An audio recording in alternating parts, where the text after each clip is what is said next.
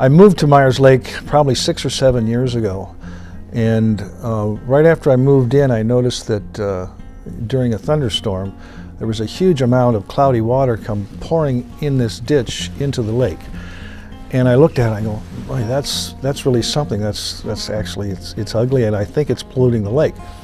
Keeping in mind that I don't know, at the time, knew nothing about environmental protection and cleaning lakes and anything like that. So I started looking at it and asking questions, and I started with the county commissioners, the hydraulics engineer for the county, the township people, the village people, started asking questions about what's going on here.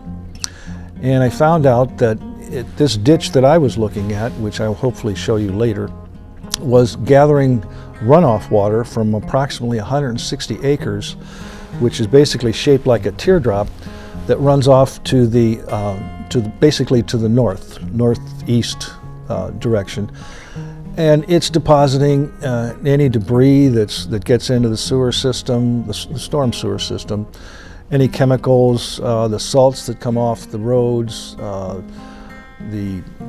tires that, you know, the residue from tires that comes off the road, any chemicals that you put in your yard to fertilize your grass, Coke bottles, anything people throw out that end up in the sewer, was managing its way into the lake, and in my opinion at the time, at least I thought it was, polluting the lake, and it turns out it is.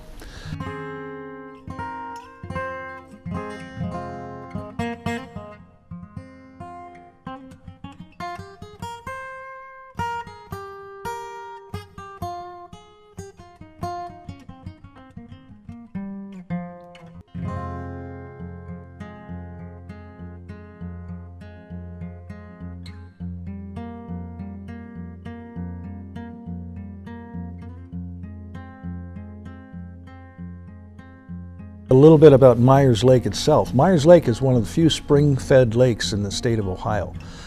And inasmuch as it's spring-fed, which means that it's clean water coming out of the ground. In fact, if you're familiar with the area at all, people come to the park and get spring-fed water out of the park at Stadium Park. And that's the same underground aquifer that comes out into Myers Lake. So in theory, without any pollutants, you could actually drink the water of Myers Lake. But as a matter of fact, you can't. So the lake is, like I said, spring-fed, and it's 144 acres in size. And how it affects the watershed is that all that 160 acres of runoff and the debris that goes with it ends up going through to the other side of the lake, where it runs off down into the Nimishilla Creek. There's a spillway at the end of the lake, so all that water actually ends up going downstream. So every time it rains, it runs through Myers Lake, goes downstream, and affects everybody in the watershed. Okay.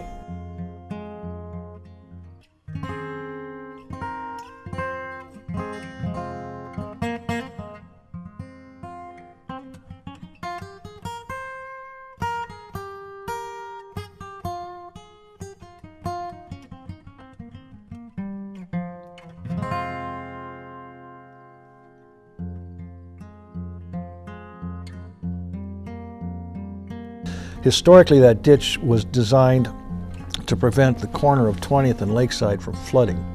And as a result, they made a very large ditch to get all the runoff water, and it just goes flying into the lake.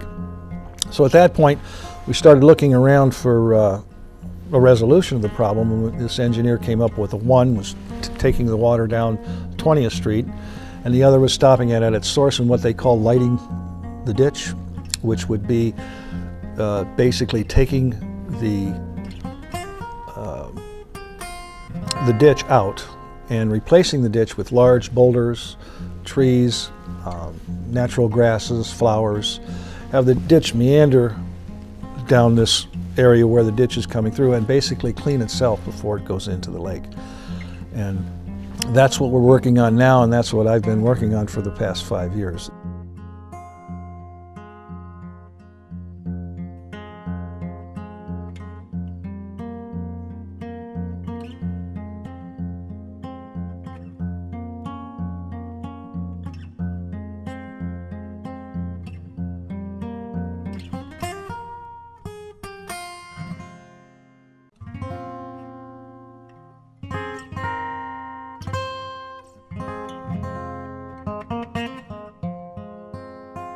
I think the idea about us doing this is to basically make people aware that you can, if you take action, can solve some of the problems that we have. I mean, water is one of the key elements of life, if not the key element in life. Without it, we're in trouble.